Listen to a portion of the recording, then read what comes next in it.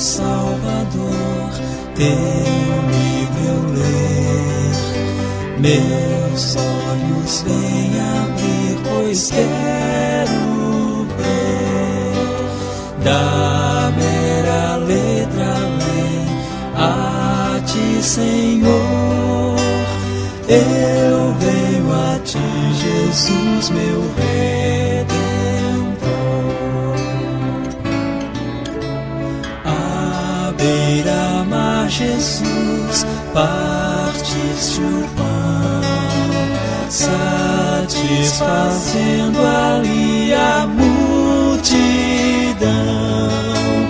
Davi do pão és tu, vem, pois assim satisfazer, Senhor, a mim.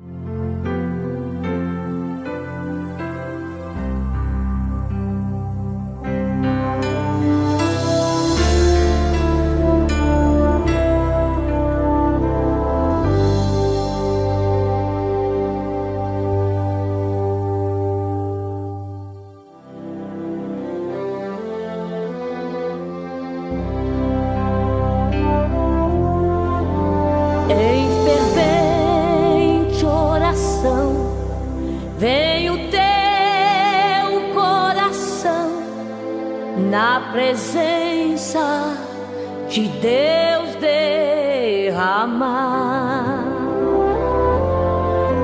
mas só podes fluir o que estás a pedir quando tudo deixares no altar.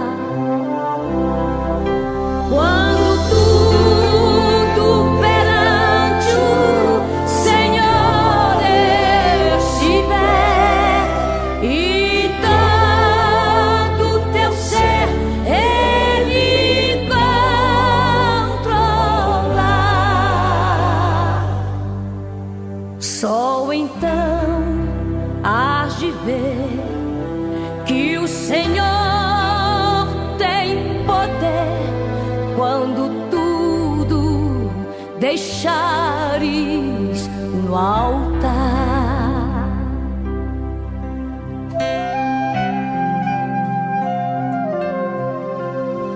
Maravilhas de amor te fará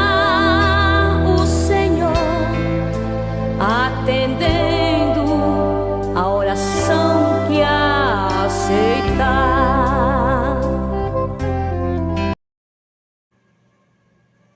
Bom dia, na paz do Senhor Jesus. Já estamos iniciando a nossa escola bíblica de hoje. Que Deus abençoe você que já está comigo. Um ótimo dia. Deixa eu conferir só aqui como é que está a recepção, né? Tanto da audição como também da visualização, né? Deixa eu ver aqui.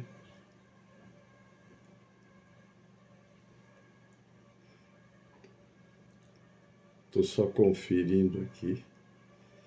Muito bem, já está aqui.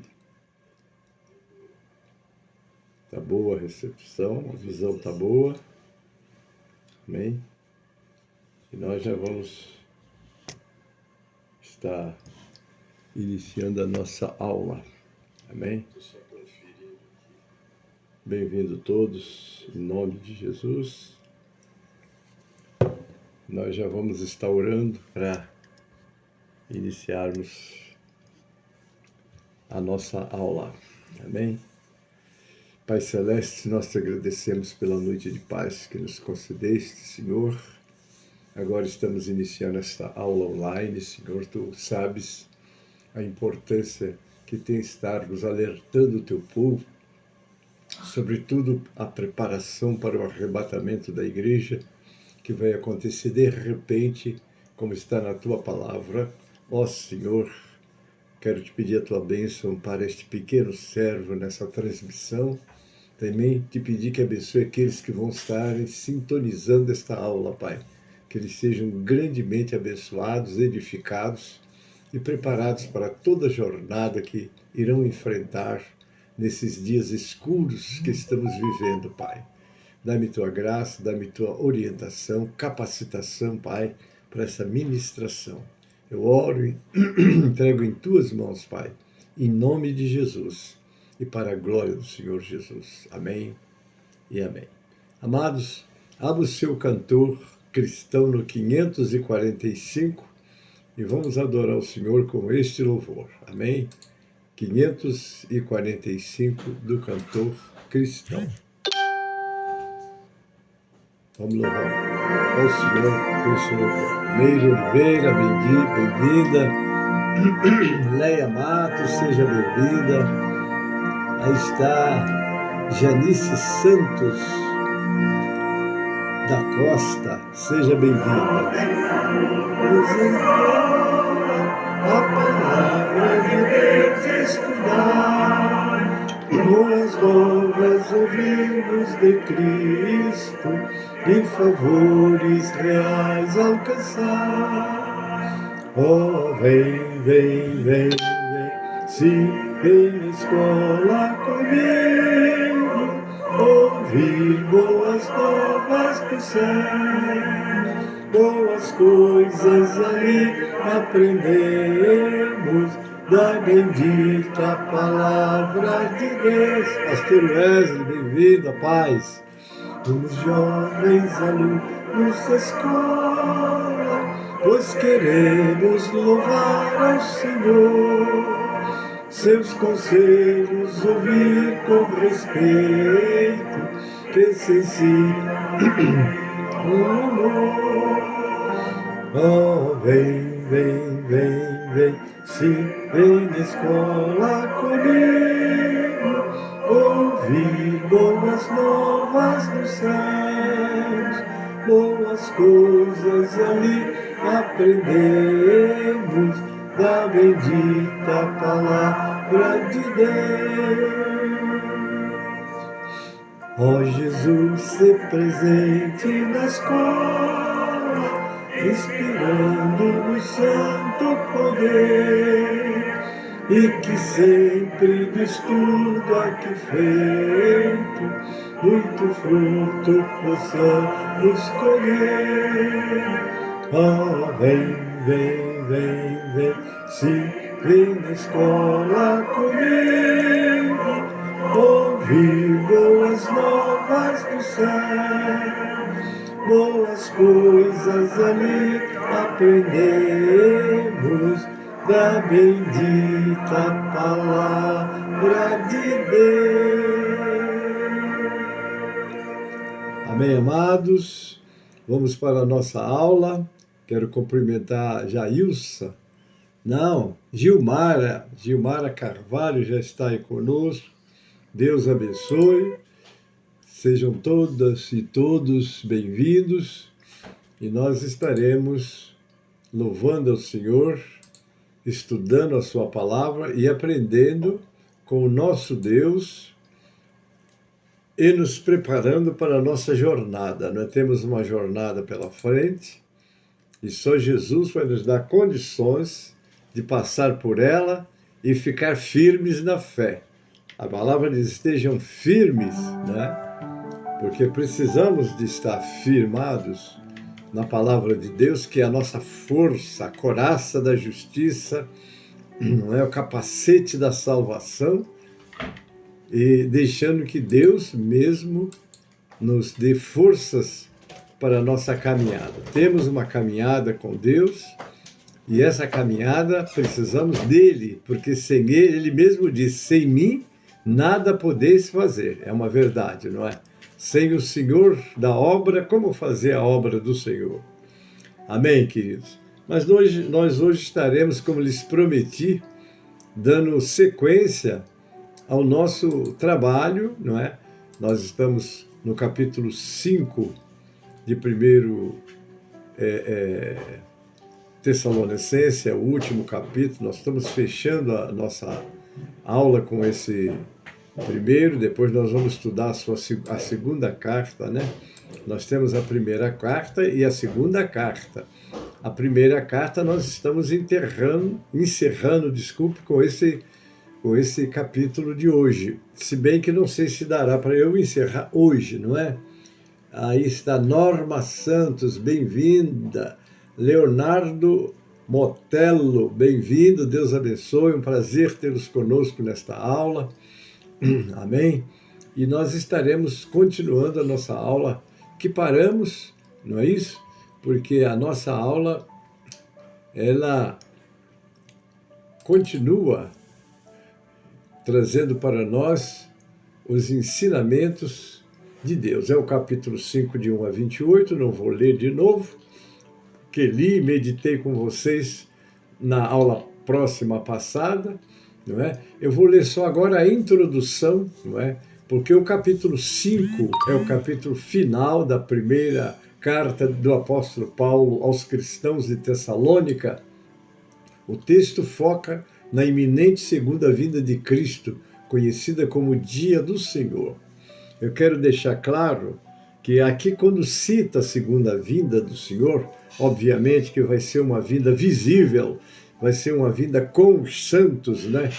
Que a primeira ressurreição, nós explicamos isto em outra aula, é só para lembrar vocês, ela tem duas fases. Tem a primeira fase da primeira ressurreição, é quando a igreja ela vai ressuscitar, quer dizer, os irmãos que morreram no período da igreja, que é um período que passou mais, ou está passando mais de 2000 anos, não é?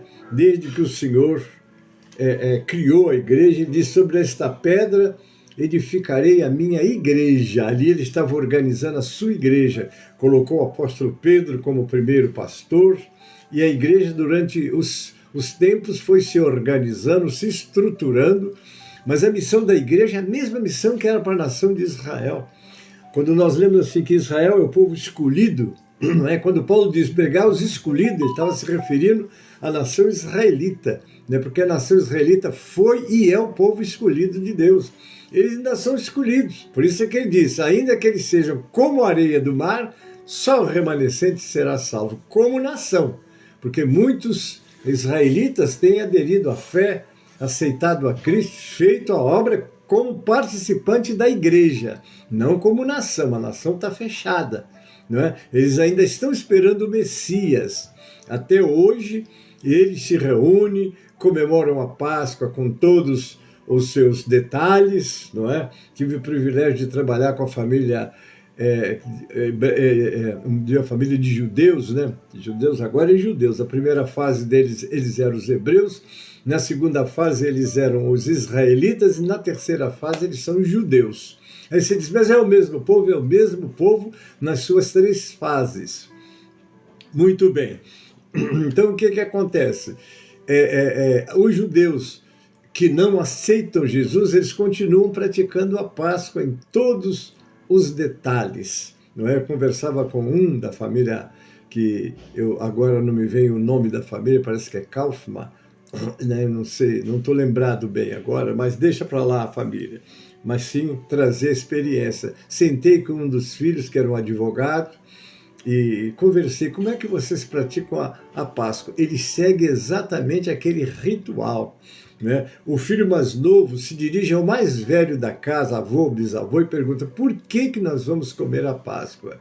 Aí o avô, sempre é o mais idoso, é o mais experiente, detalha para eles que eles estavam no Egito há mais de 400 anos e que Moisés os libertou. Aí começa a detalhar, conta toda a história. É bonita, esse acontecimento é bonito. Mas quando Jesus veio, a Páscoa acabou. Agora a Páscoa, ela vai ser substituída. Hoje é o primeiro domingo do mês, nós estaremos comemorando a morte do Senhor, ministrando a Santa Ceia em todo o ministério da Igreja de São Miguel Paulista. Eu estarei ministrando a ceia aqui na sede, a partir das 18 horas. Nós temos a nossa escola às 16 horas, 18 horas. A escola começa às 16, vai até às 17h30, e aí tomamos um café e voltamos para o culto. Aí vamos ter uma introdução, início, e depois vamos ministrar a ceia. Então a ceia é o memorial que substituiu a Páscoa, mas para aqueles que aceitaram Jesus, porque Cristo, a nossa Páscoa, foi crucificado por nós. Amém? Deixa eu cumprimentar aqui a Meire Oliveira. Meire, seja bem-vinda, querida, Deus abençoe. Então, vamos dizer que eles continuam a Páscoa, mas a ceia, ela é o memorial. Ele diz: sempre que comerdes este pão e beberes deste cálice, anunciai a morte do Senhor até que ele venha. Então, a ceia substituiu a Páscoa. Mas os judeus que ainda estão esperando o Messias, eles não aceitaram Jesus. Que pena, não é? E para aquilo que Jesus disse: eu sou o caminho, a verdade, ninguém vem ao Pai a não ser por mim. Então quem não aceita Jesus, Auxileia Max, querida, paz do Senhor, um abraço no pastor Afonso, no Ezequiel e na família toda aí. Então, queridos, o Messias, Jesus veio, essa primeira vinda ele veio para a salvação. A segunda vinda, é isso que eu estou focando agora, ela tem a primeira ressurreição, a primeira fase da primeira ressurreição, que vai acontecer quando Jesus vai descer com a igreja, porque a igreja vai ser arrebatada. Eu sou pré-tribulacionista e vou confessar a vocês, não vejo chance para ser diferente, porque mesmo o anticristo, como nós já estudamos aqui, ele só vai ser um amplo poder quando a igreja for arrebatada, porque lá diz: só tem um que resiste até que do meio seja tirado. Quem é? O Espírito Santo. Porque a igreja é arrebatada e sobe com o Espírito Santo. Aí você diz: pastor, se a igreja sobe com o Espírito Santo, e como é que vai ser o trabalho daqueles que aqui ficam? Vejam bem, irmãos, vai acontecer o seguinte: o Espírito Santo sobe com a igreja, mas se você ler com cuidado o texto da promessa do Espírito Santo em Joel 2, você vê que não se cumpriu por completo aquilo que foi falado, mas agora ele desce. Quando os judeus abriram os olhos para compreenderem que Jesus, que eles crucificaram, era e é o Messias, eles serão cheios do Espírito Santo. Aí vai acontecer e vai completar o texto que está escrito em Joel 2. Então, sim, e eles farão um trabalho nessa metade da tribulação, porque são 7 anos, que lá Daniel 9:27 fala, são 7 anos determinados. Os primeiros 3 anos e meio vai ser o anticristo vai estabelecer um período de paz. Vai parecer que tudo está resolvido sem Jesus. Sem Jesus, é com ele. Mas, querido, Jesus é o Senhor da terra. O Senhor tem na palma das suas mãos todo este globo. Todas as vidas estão nas mãos do Senhor. Não tem como fugir desta realidade. Ele é Senhor, Ele é Deus, Ele é Salvador. Então, hoje Ele é o Salvador da humanidade, mas depois, quando Ele vier exatamente aqui, Ele virá para estabelecer o seu milênio, não é? Eu sei que tem algumas correntes teológicas que dizem que o milênio já está acontecendo. Muito bem, eu nunca discuto corrente ou opinião. Opinião fica com cada um. Eu pego a palavra, eu tenho na palavra todas as instruções de Deus, para mim basta. É verdade? Porque a Bíblia diz lá em 4:11, eu estou sempre repetindo, né? Se alguém quiser falar, fale segundo a palavra de Deus. Abre a Bíblia, mostra o que você está falando. Outro dia eu estava vendo um pós-tribulacionista explicar, né? No milênio ele não tocou, e quando falou naquele versículo que diz assim, não é? E só há um que resiste até que do meio seja tirado, e quando ele for tirado, aí o anticristo vai fazer o seu domínio. Então, quando a igreja for retirada, ele vai ficar livre para implantar o seu sistema, infelizmente. E os judeus vão aceitá-lo como Messias, mas na metade da tribulação, quando ele começar a botar as unhas de fora, ele vai perceber que não era. Aí eles vão voltar os olhos para o Senhor e vão clamar, e o Senhor desce para socorrê-los, e já desce com a igreja, não é? Já vem a igreja, vem Espírito, porque os santos estão todos Espírito, tomam seus corpos, né? E aí vem, aí sim, a coisa vai ser muito... Primeira ressurreição, os santos descem com ele, ninguém vê. Na segunda, né, ele desce com eles. Aí vai ser uma glória muito grande, né? Mas deixa eu entrar no estudo de hoje, senão, né? Então deixa eu só ler esse texto aqui. O dia do Senhor, e traz conselhos práticos para uma vida cristã vigilante e saudável. Isso aqui é importante. É você estar sabendo que você precisa de estar preparado. Não vai ter tempo para se preparar, não é? Porque há muitas crentes que dizem assim, depois. Não existe depois dentro do projeto e do plano de Deus, é hoje. Se hoje ouvirdes a sua voz, não endureçais o coração, como o dia da visitação. Está aqui José, menino, a paz do Senhor Jesus Cristo, meu pastor Gênesis, a igreja em Vassucocal, estamos assistindo a aula. Sejam bem-vindos toda a igreja aí, Deus abençoe você, pastor, e sua igreja aí, que é uma bênção. Deus abençoe vocês grandemente. Então, queridos, então o Senhor desce e aí sim, aí a glória de Deus virá e nós vamos experimentar, não é? A glória do Senhor de maneira poderosa e maravilhosa. Então diz Paulo aqui, o ladrão da noite. Paulo explica que o retorno de Jesus ocorrerá de forma repentina e inesperada como um ladrão noturno. Agora, aqui vem a explicação de Paulo. Filhos da luz. Ele adverte os cristãos a não dormirem espiritualmente, ou seja, a não viverem na ignorância ou no pecado. Porque quando a Bíblia fala, não é, em trevas, está falando em trevas, quer dizer você ignorar. As pessoas que não conhecem o Senhor e não estão interessadas em conhecer, porque existem pessoas fechadas para Jesus. Aí está Júlio Domingo de França, um abraço querido de você e toda a família. Então eles estão fechados, eles não querem. Quando vocês falam de Jesus para eles, se fecham, estão fechados. Mas existe crente como Paulo fala em Efésios, desperta tu que dormes, levanta-te dentre os mortos e Cristo te iluminará. Não é? Essa luz é exatamente o conhecimento que nós temos da palavra de Deus. E ainda acrescenta a armadura espiritual para se proteger enquanto aguardam. Paulo compara a fé, o amor e a esperança de salvação a uma couraça e a um capacete. Então, o que é que precisamos ser e fazer?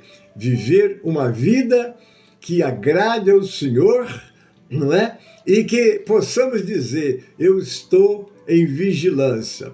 Muito bem, eu vou repetir a parte final da aula passada, né? Não necessitais que se vos escreva. Nos versículos anteriores, Paulo falou sobre a ignorância.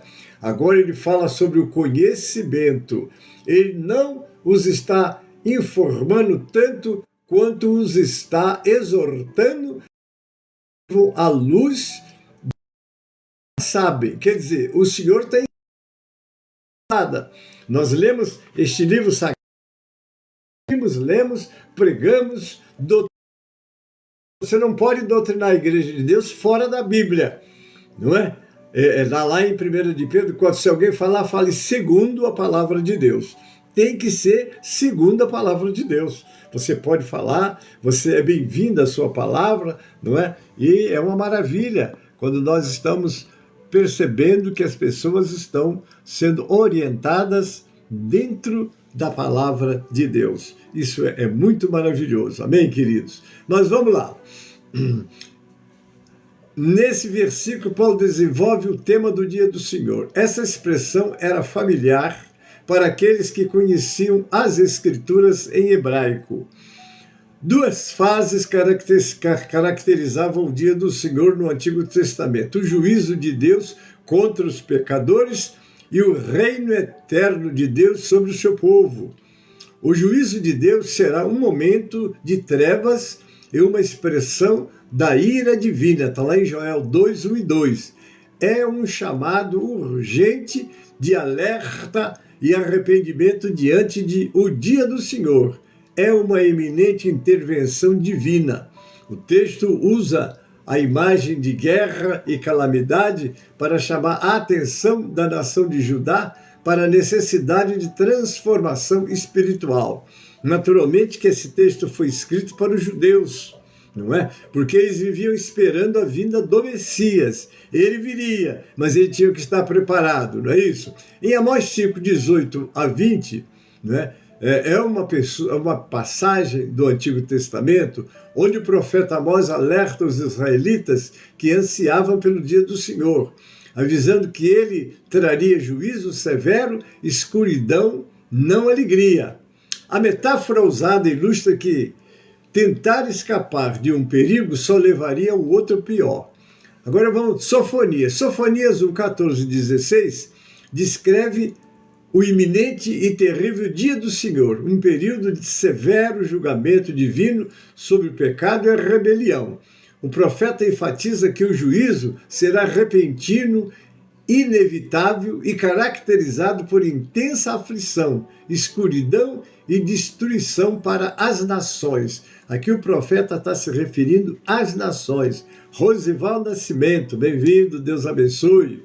A palavra que viu Isaías, filho de Amós, a respeito de Judá e de Jerusalém, e acontecerá, eu estou lendo aqui, 2 de Isaías, 1 a 3.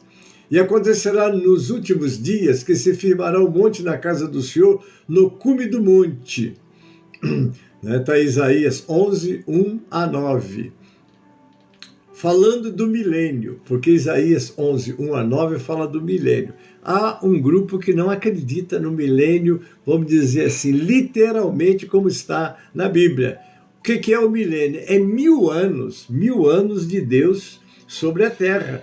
E durante o milênio, não é, as pessoas vão ter a oportunidade, não é, de verem o que é um governo perfeito, o governo de Jesus. Eu sempre mostro para vocês, né? Eu escrevi um livro que é, olha só, este livro é O Arrebatamento da Igreja e a Escatologia do Apocalipse. Aqui neste livro, nós falamos detalhadamente sobre o milênio, que será um período em que o mundo vai experimentar 1000 anos de paz. Porque é o príncipe da paz que vai governar. Não é aquela mentira de Satanás que tentou fazer a paz sem Jesus, não.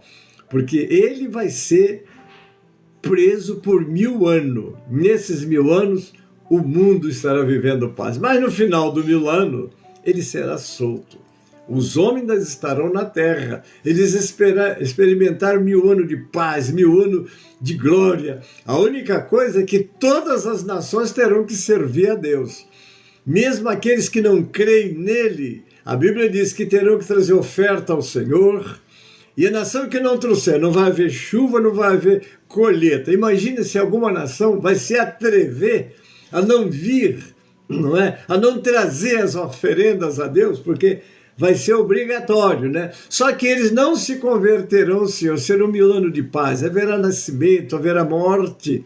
Aí você diz, mas pastor, o povo não ressuscitou com corpos incorruptíveis? Sim, todos os salvos ressuscitaram, os que estiveram nas bodas do Cordeiro, que vai ser a igreja, né?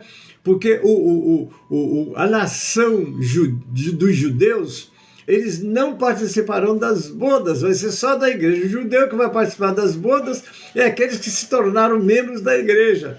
Eles participarão, porque o que vai acontecer? As bodas vai se dar na eternidade, não é? Porque Jesus vem,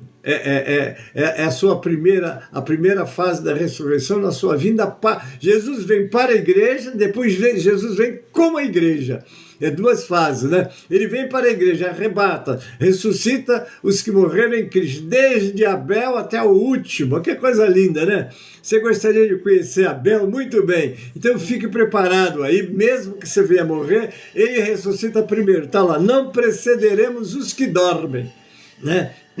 Mas todos seremos transformados no abrir e fechar de olhos. Vai ser assim um piscar. Você diz, mas o mundo vai ver isso? Claro que não vai ver. Eu dou essa explicação aqui bem detalhada nesse livro aqui, não sei se eu ainda tenho alguns exemplares, que eu parei de sair oferecendo o livro. Tem alguns poucos aqui ainda, né?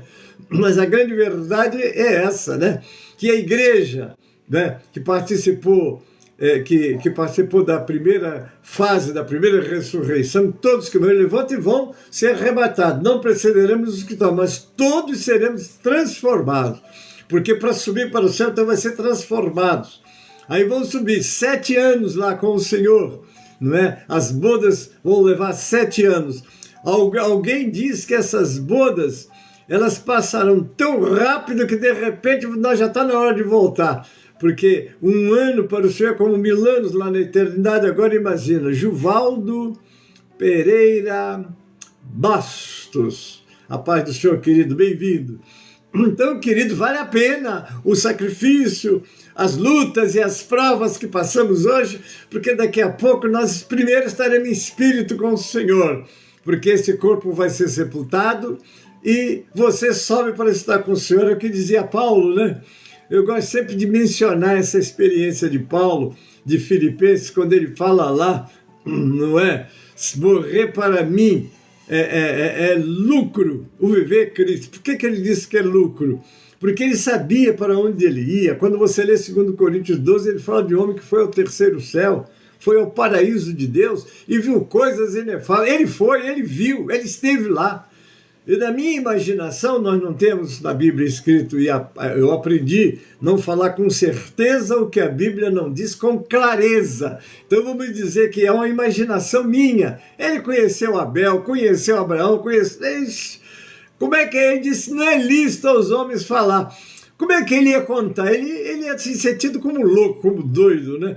Imagino eu, ele não contou que ele disse, os homens não é lícito, ele não poderia contar essas coisas. Então ele sabia, ele disse, o morrer para mim é lucro e o viver para mim é Cristo. Ele sabia o que esperava quando o espírito deixasse o corpo. Ele foi decapitado, né? Porque um cidadão romano não poderia ser crucificado, então ele foi decapitado. Cortaram a cabeça dele como fizeram com João Batista, mas tanto João Batista como Paulo chegaram lá, né, completo diante do Senhor.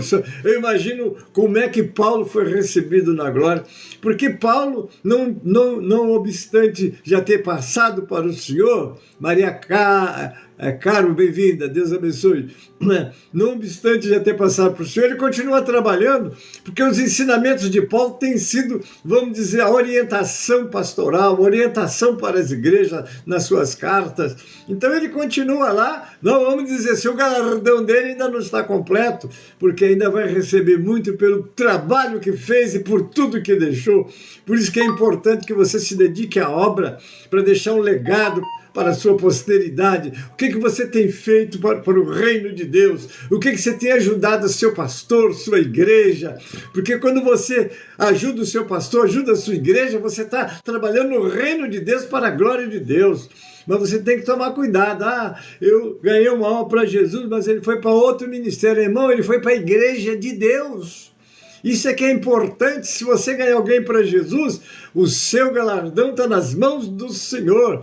Não será esquecido nem dado a outro. Daí a importância de nós estarmos sempre trabalhando sem essa, vamos dizer, sem a ganância. Não, eu só é salvo quem estiver na igreja A, só é salvo quem estiver no ministério B. Irmãos, glória a Deus pelas igrejas que estão pregando o Evangelho do Deus vivo e vivendo esses ensinamentos para ajudar que outros sejam libertos de Satanás com as suas estratégias, com doenças, com o sistema maligno que ele domina este mundo. Mas nós estamos em Cristo, sendo preparado para o arrebatamento. Isso é que é importante. Você está plenamente enxergando isso daí. Amém, querido? Então, quem vai participar do milênio, os ressuscitados, são todos, os judeus e todos. Mas das bodas, meus irmãos, é só igreja. É só igreja, porque é aqueles que desde Abel até o último, porque a igreja será arrebatada, encerra o ministério dela. Agora o Senhor vai voltar a tratar com os judeus, não é? Porque essa é a palavra que nós aprendemos e eu guardo no meu coração com muita alegria e certeza. Trabalho, vivo isso, vejo Deus dos apóstolos e dos profetas hoje no meu ministério. Rosângela Frauches, pronto, agora eu estou lá nos Estados Unidos pregando. Um abraço, querida, bem-vinda. Então, vocês vejam a importância de termos uma vida pautada aqui, ó, na palavra de Deus, nos seus ensinamentos, e pedindo sempre a Deus que o seu Espírito abra o teu entendimento para você compreender essa palavra, que hoje há muitas distorções da palavra de Deus. Alguém chega a se aprofundar nos idiomas que a Bíblia foi escrita e chegar e querer ditar normas, querer mudar as coisas. Mas, querido, a igreja tem o Espírito Santo, e o Espírito Santo mostra a leigos, adultos e indoutos, quem é Jesus e o que Ele quer de nós, porque nós estamos sendo preparados para o arrebatamento, e nisso é preciso que você se prepare, não é? Porque Jesus disse, está lá no livro de Mateus, não é? Nem todo que me diz Senhor, Senhor entrará no reino dos céus, mas aquele que faz a vontade do meu Pai, não é? É esses que vão entrar. E a vontade de Deus é a nossa santificação, que saibamos, não é, esse templo, esse corpo que Deus nos deu para viver aqui, não é? Precisa saber que ele é o templo do Espírito Santo. Precisa ser santo. Por isso que Pedro diz: sede santo em toda a vossa maneira de viver. Você tem que ser santo no falar, você tem que ser santo no se vestir, você tem que ser santo no viver, você tem que ser santo em tudo, não é? Sede santo porque eu sou santo. E para um mundo nas mãos e nas garras de Satanás, o que mais ele procura é te separar de Deus. Criar coisas que se distraem, entretenimentos, pessoas que são presos a TikTok, a outras coisas. Você não está impedido de ter o seu entretenimento, mas seja seletivo, seletivo. Vou me lembrar do salmista quando disse: não porei coisa má diante dos meus olhos. Se a coisa é perniciosa, se ela vai tirar você a alegria, o gozo de estar na presença de Deus, rejeite essas coisas. Como está lá em Colossenses capítulo 3, se já ressuscitaste com Cristo, buscai as coisas que são de cima, não as que são da terra, aonde Cristo está sentado à direita de Deus. Pensai nas coisas que são de cima, aleluia e glória a Deus, e não nas que são da terra. Aí diz: mas porque vocês já estão mortos, não é? E quando Cristo se manifestar, aí sim você vai se manifestar com Ele em glória. Amém, queridos? Então precisamos de nos prepararmos. Essas coisas do que tem, não é? Que tem eu fazer isso, que tem eu fazer aquilo, está na moda, está todo mundo. Tem crente que deixa de ir na igreja para prazeres. Cuidado, meu irmão, cuidado, porque cada dia que eu entro na igreja é uma novidade que Cristo tem para nós, às vezes resolvendo os problemas, curas, trazendo paz e, sobretudo, gerando fé, porque a fé vem pelo ouvir e o ouvir pela palavra de Deus, e a palavra de Deus é pregada na sua casa. O crente desagrejado, ele está fora da Bíblia, porque quem criou a igreja não foi homens. O Senhor diz: sobre esta pedra edificarei a minha igreja, e as portas do inferno não prevalecerão contra ela. Então, você sai pregando o evangelho, as pessoas estão encarceradas, e a Bíblia diz lá em 8:32 de João: conhecereis a verdade, e a verdade vos libertará. E aí no verso do capítulo 32 e no 36 diz: se o Filho vos libertar, verdadeiramente sereis livres. Sérgio da Conceição, bem-vindo, querido, Deus abençoe. Então, irmãos, precisamos primar nossa vida, não é? Lâmpada para os meus pés é a tua palavra e luz para o meu caminho. É nessa palavra que nós temos as instruções de como viver e agradar ao Senhor. Então, quando Isaías 11:1-9 fala do milênio, né? É uma famosa profecia bíblica.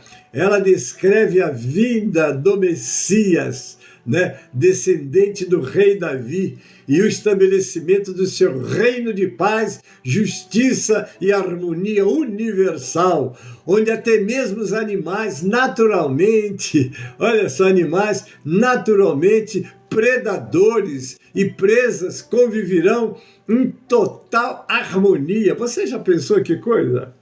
Diz que o boi vai comer palha, o leão vai comer palha como o boi. Uma criança vai meter a mão numa toca onde tem uma cobra e vai brincar com uma cobra. Vai ser uma coisa tremenda. Olha só o que diz o texto. Porque brotará um rebento do tronco de Jessé, e das suas raízes um renovo frutificará. E repousará sobre ele o Espírito do Senhor, o Espírito de sabedoria e de entendimento, o Espírito de conselho e de fortaleza, o Espírito de conhecimento e de temor do Senhor.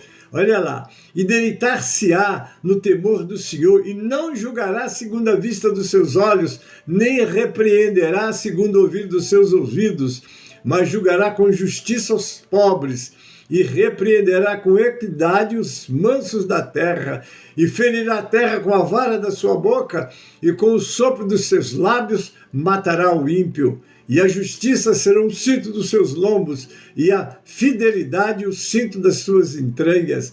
E morará, olha só aqui, o lobo, o cordeiro e o leopardo com o cabrito se deitará, e o bezerro e o filho de leão e o animal cevado andarão juntos, e o menino pequeno os guiará. A vaca e a ursa pastarão juntas, seus filhos se deitarão juntos, e o leão comerá palha como boi, e brincará a criança de peito sobre a toca da áspide, e a desmamada colocará sua mão na cova do basilisco. Não se fará mal, nem dano algum em todo o meu santo monte, porque a terra se encherá do conhecimento do Senhor, como as águas cobrem o mar. Que coisa linda, já imaginaram? Jesus governando, e o povo de Deus estarão sendo os seus ministros.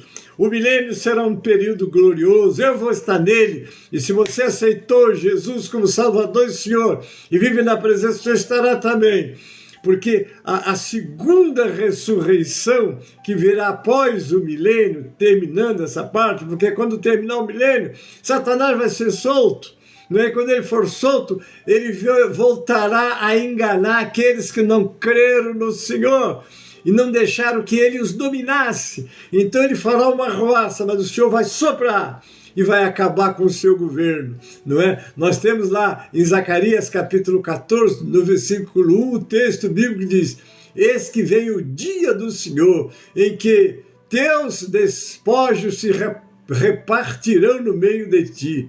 Este versículo inicia uma profecia apocalíptica sobre o dia do Senhor, descrevendo o cerco final a Jerusalém, a intervenção divina para a libertação de Israel e o estabelecimento do reino de Deus. Lá ainda no 14, 7 a 11 diz: a passagem de Zacarias 14, 7 a 11 é uma profecia escatológica que descreve a intervenção final de Deus na história humana e a restauração de Jerusalém.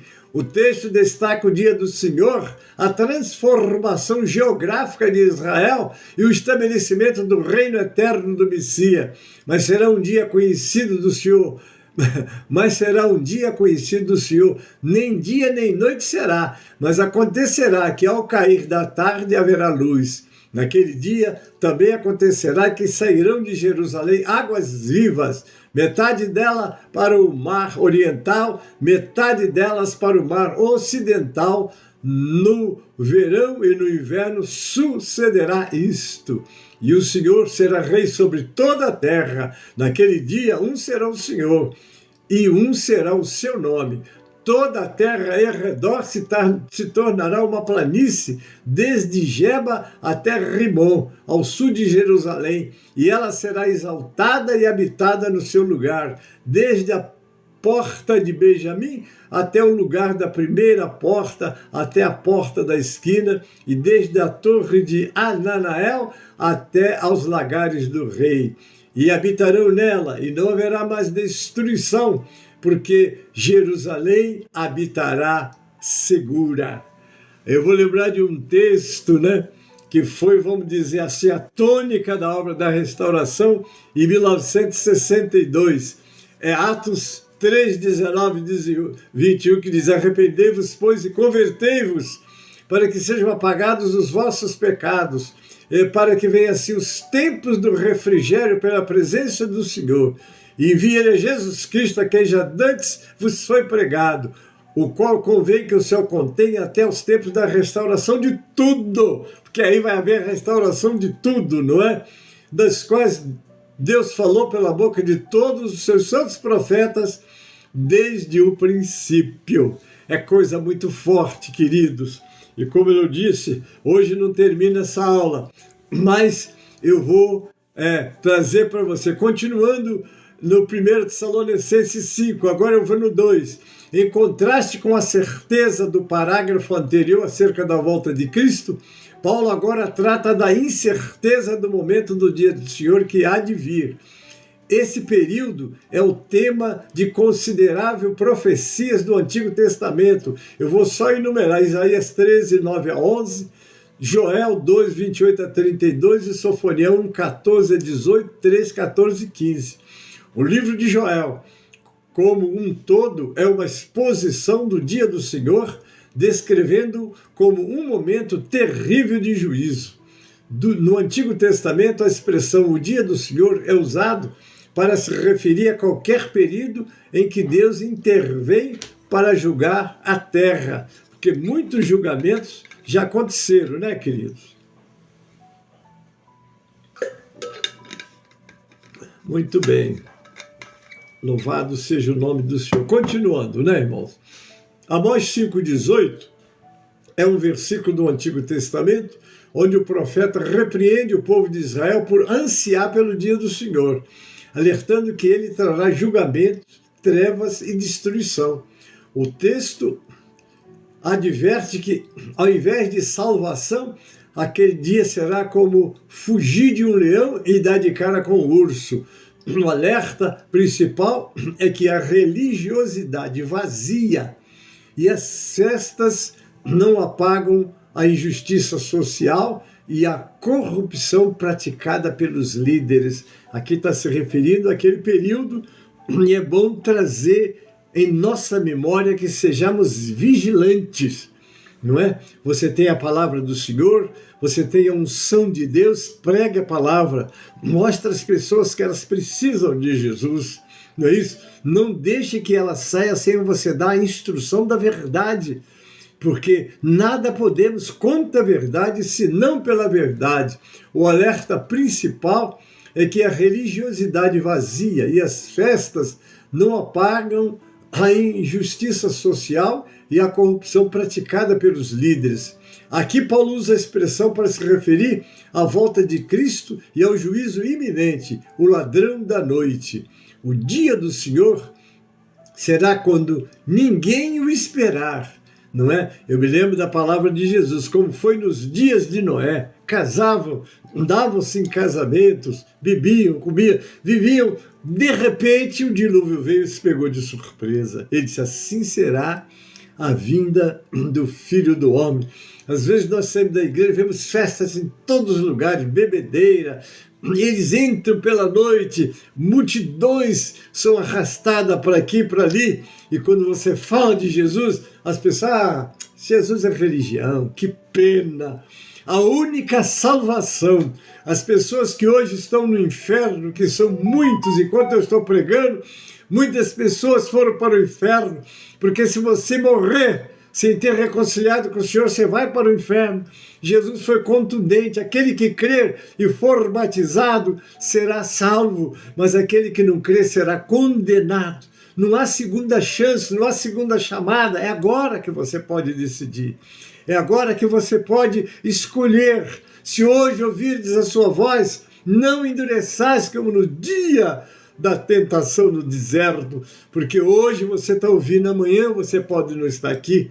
A Bíblia é contundente quando o Senhor disse: o dia da manhã não vos pertence. Eu não sei se eu chego amanhã, mas não me importo. O que importa é que se eu chegar no amanhã, continua sendo o meu hoje. O dia da manhã, nenhum de nós vai chegar. Porque quando o dia da manhã chega para mim, ele se transforma no meu hoje. Quando chega para você, no seu hoje, o dia da manhã não te pertence. Você não pode conhecer ou ir no dia da manhã, como você não pode voltar no dia de ontem. Passou, o que você fez, você fez. O que você não fez, você não fez. E não vai ter oportunidade de fazer. Então, o dia do Senhor virá quando ninguém esperar. O dia do Senhor é como um período de tempo, começa antes que aconteçam os eventos do dia do Senhor, como ilustra um dia comum, começando à meia-noite, com poucos eventos, sinalizando o começo do novo dia. Mas quando a luz do dia chega e os eventos começam a acontecer, é claro que o dia do Senhor vem. Assim será o fim dos tempos. Agora eu ainda vou gastar uns minutinhos. Quando ocorrer o arrebatamento, é provável que não haja eventos imediatos de abalar a terra, mas no devido tempo acontecerão eventos sérios que deixarão claro que o dia do Senhor começou. O arrebatamento vai acontecer, vai ser aquela explosão. De repente, não é? De repente vai se ouvir uma notícia que um povo desapareceu. Tem empresas de aviação que não deixa que seu caminhão, que tem 12 motoristas, os que estão alerta, né? Que vão um ímpio e outro ímpio. Põe um crente e o outro ímpio, porque se o crente for arrebatado, o ímpio está lá para segurar o avião. Mas nem todos dão crédito a esses ensinamentos. Então deixa 2 não cristãos lá, então vai haver muitos desastres no dia do arrebatamento, não é verdade? Então está aqui. Em 2 Tessalonicenses 2, com a aparição do homem do pecado, está no verso 3, e a retirada daquele que o detém pelo pecado, que é o Espírito Santo, no verso 7. Em 2 Tessalonicenses 2,7, o apóstolo Paulo afirma: pois o mistério da anarquia ou da injustiça já está em ação. Somente aquele que agora o detém, ou um que agora o detém, até que seja tirado do caminho. O versículo descreve a batalha espiritual entre o avanço oculto do mal e uma força limitadora que segura a manifestação total do homem da iniquidade, que é o anticristo. Esses 2 grandes eventos deixarão claro que o dia do Senhor já começou, ainda que todos os eventos não aconteçam ao mesmo tempo. Isso quer dizer que já a iniquidade está aí. Nós temos os 3 mundos, já expliquei para você, o mundo criado por Deus, que está, aleluia, né? No 19 do Salmo, os céus manifestam a glória de Deus e o firmamento anuncia a obra das suas mãos. Um dia faz revelação, outro dia uma noite. Então ele está mostrando do mundo criado que nós habitamos. Agora vem o segundo mundo, a humanidade, né? A humanidade que somos nós.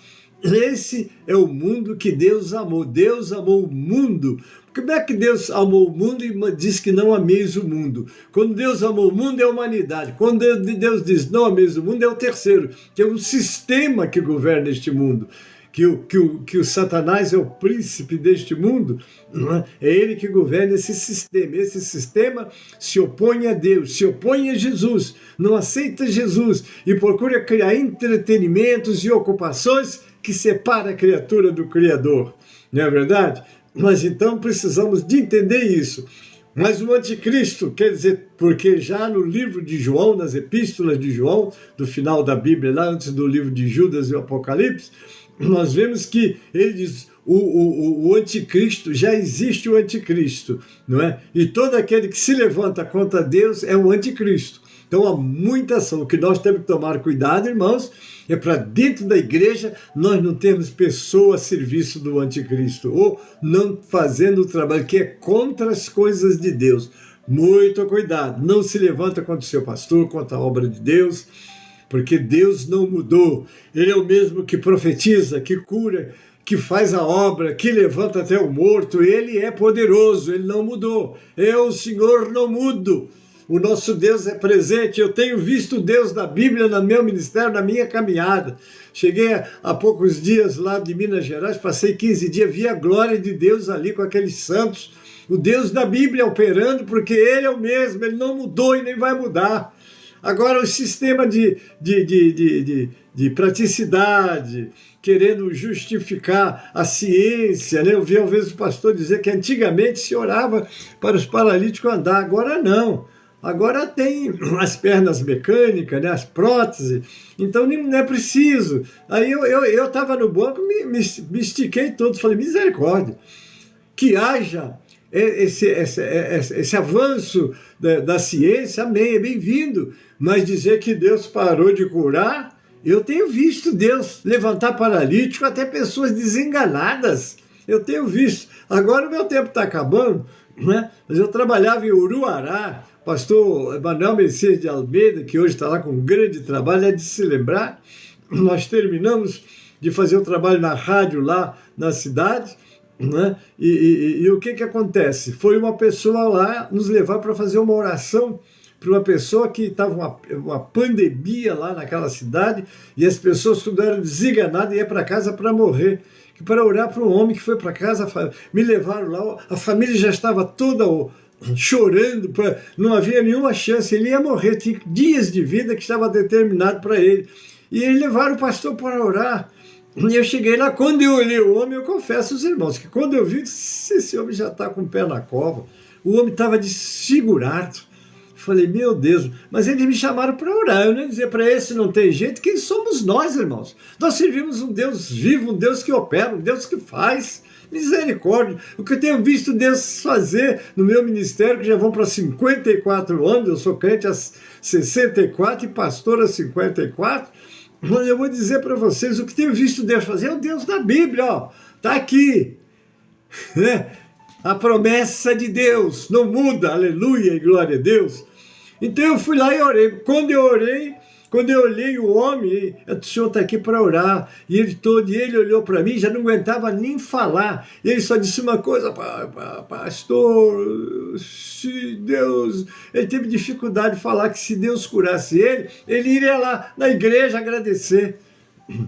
Eu orei, primeiro evangelizei, mostrei a glória de Deus para ele, mostrei o quanto é importante aceitar Jesus. Ele ouviu atentamente, depois fiz a oração, me despedi dele e foi embora. Era uma sexta-feira. Passou a sexta, passou o sábado. No domingo, quando eu cheguei na igreja, tinha lá pelo menos umas 10 a 15 pessoas, não lembro bem a quantidade, de estranho na igreja. Eu olhei e cheguei perto do obreiro e perguntei, mas esse povo quem são? Falou, pastor, não está reconhecendo? Ah lá, aquele é o seu Adão, aquele que estava morrendo, o senhor foi orar por ele. Eu olhei para ele, moço, eu não disse o senhor que se Deus me curasse eu estaria aqui? Estou eu com a minha família. Eu fiquei maravilhado, irmãos, porque nosso Deus é assim mesmo. Você não pode sentenciar ninguém porque vê o estado dele. Você tem que crer no Deus de hoje. Jesus Cristo é o mesmo ontem, hoje e será eternamente. Você tem que entender e crer nisso, querido. Louvado seja o nome do Senhor. Desculpa, eu vou parar aqui, porque o meu tempo acabou, mas é assim mesmo, né, irmãos? Jesus é bom o tempo todo e eu não vou deixar, aleluia, de estar mostrando o Deus da Bíblia, o Deus que faz, fez e faz, fala, revela, mostra, cura, levanta, aleluia, esse é o Deus que nós servimos, amém, queridos? Eu vou escrever aqui, a palavra continua, porque eu não tenho pressa de terminar essa aula. O que eu quero mesmo é que nós estejamos preparados para o arrebatamento. Amém, queridos? Louvado seja o nome do Senhor. Quero agradecer a tua presença, não é, pastor, lá de Vassucocó, com a igreja assistindo essa aula. Deus abençoe os membros santos que estão aí. Um abraço forte para vocês. E no domingo próximo nós vamos estar continuando, porque eu quero falar do arrebatamento, porque as coisas estão se fechando e Jesus está voltando. e precisamos de estar preparados para aquele momento. E se você vai estar preparado, exatamente lendo, congregando, tem ainda muito material para vocês, mas vai ficar para a próxima aula, e que Deus nos dará essa condição em nome de Jesus. Amém, irmãos? Eu vou chamar agora o louvor, que é o louvor do encerramento. Abra a sua Bíblia aí, agora o louvor está no Cantor Cristão, 137 do Cantor Cristão. Meu querido, vamos adorar o Senhor com o 137 do Cantor Cristão. Esse louvor é um louvor que sempre, até na igreja, nós abrimos com 545 e encerramos com 137 do Cantor Cristão. 137 do Cantor Cristão. Amém? Vamos adorar o Senhor com esse louvor e já estamos caminhando para o encerramento. Amém, queridos? Louvado seja o nome do Senhor e vamos nos preparar. Jesus está voltando. 136.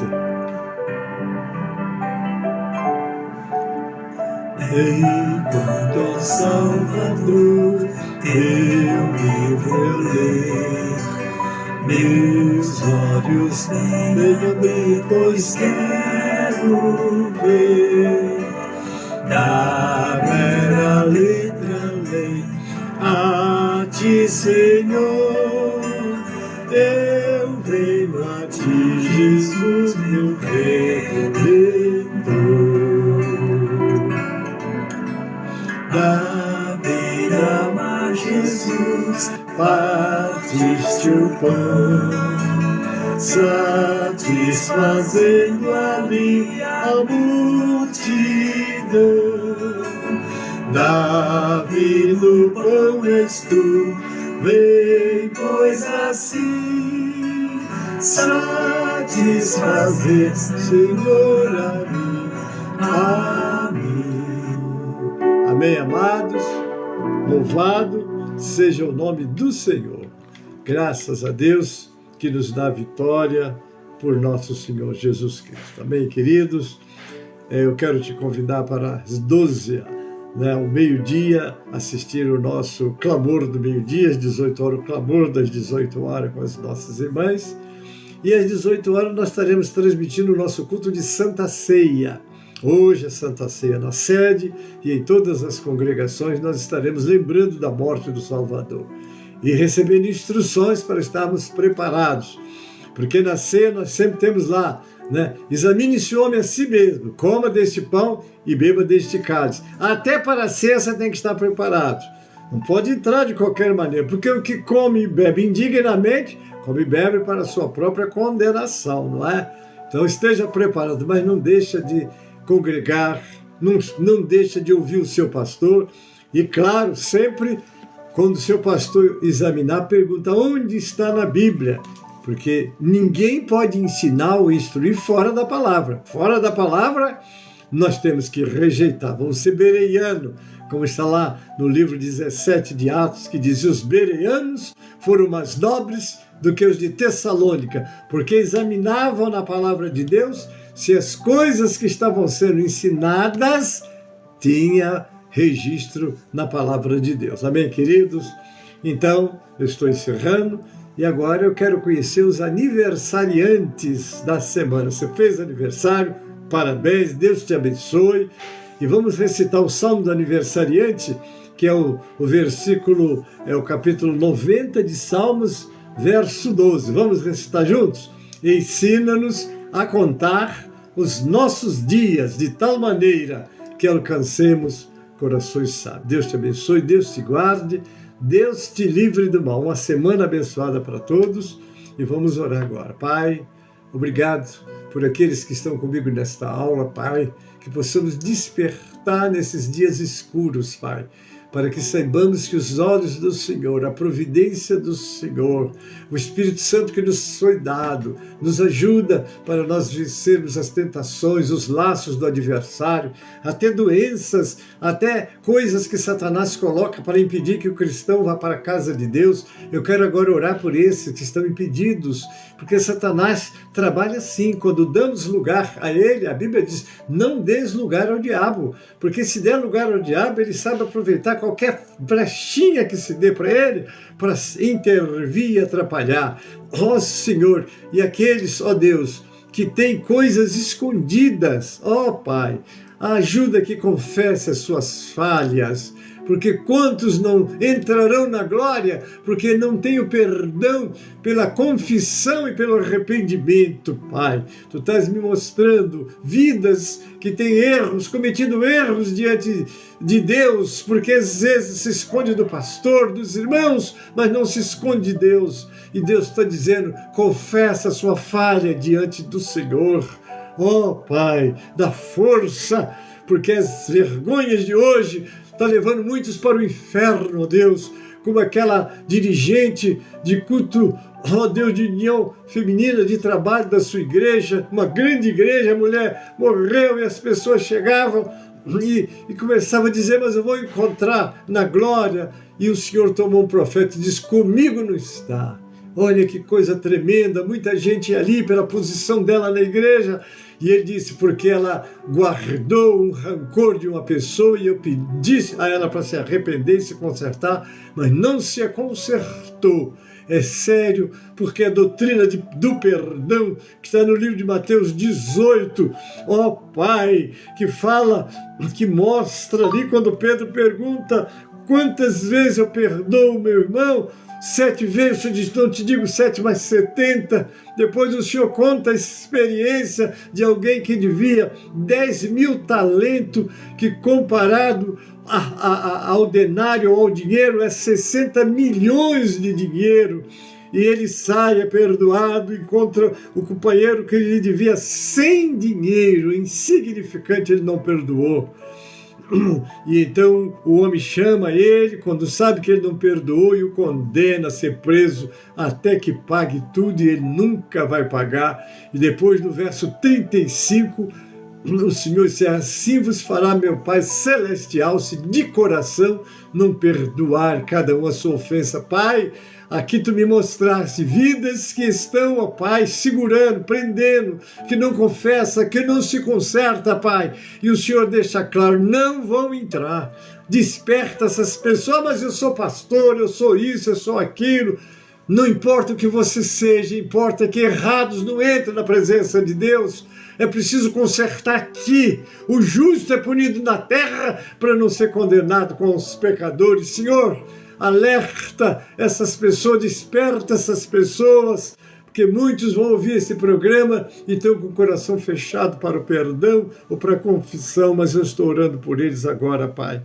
Oh Deus, entrego nas tuas mãos, Pai. Abençoa os aniversariantes com muitos anos de vida. Abençoa as tuas igrejas, cultos presenciais. Abençoa a nossa nação brasileira, Pai.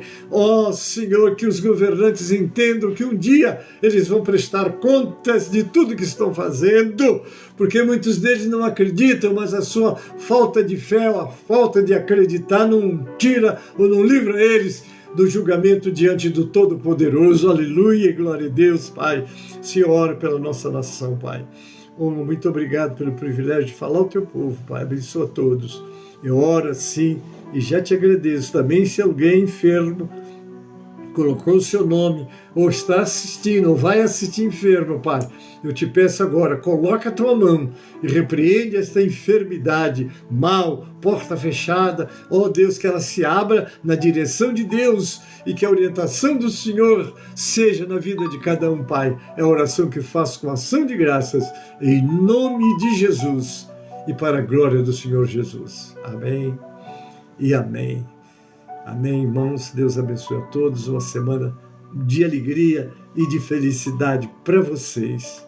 Agora eu termino. A graça do Senhor Jesus e o amor de Deus, o nosso Pai, a comunhão e as consolações do Espírito Santo seja convosco seja com todo o povo de Deus que está na terra. Amém e amém.